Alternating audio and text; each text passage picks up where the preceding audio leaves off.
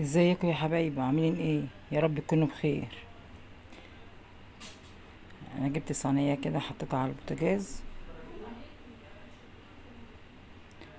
الصينيه دي يعني ايه؟ يعني شويه كبده حلوين كده على كلاوي.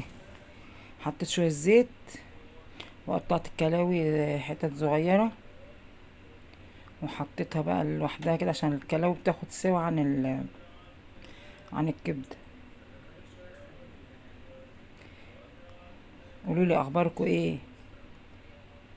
يا رب تكونوا بخير. اللي بيشوفني بالله عليك يحط اللايك، واللي ما اشتركش في القناه يشترك عشان ينزل له كل جديد.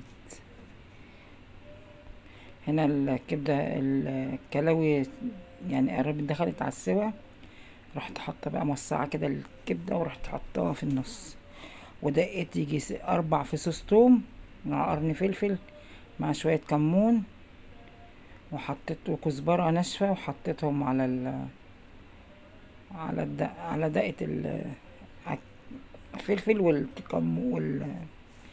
والثوم. وحطيت انا مع اني ما بحطش فلفل اسمر، بس حطيت حبة كده صغيرين،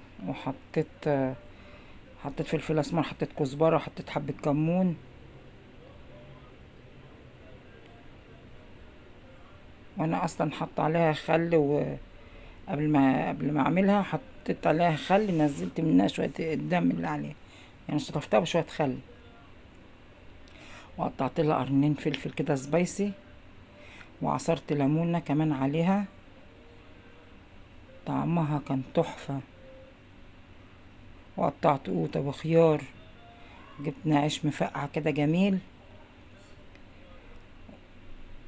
وحطيناه، كلنا بيه. ما جبتش فين المره دي، ما عملت سندوتشات فين، وعرفتها كده في الاطباق. و... ونسيت سلطة الطحينة، والله عملتها بعد ما حطيت الأكل بس. وقالت فلفل، قطعت خيار وقطعت قوطة وحطيت عليه ملح وكمون. وكانت عشاء، يعني عشاء في منتهى الجمال، خفيف وما يتعبش بالليل. وبالهنا والشفا.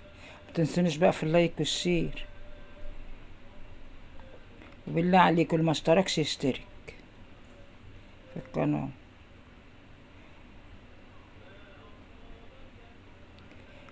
شوية كبدة يستاهلوا بقكم، مع ألف مليون سلامة.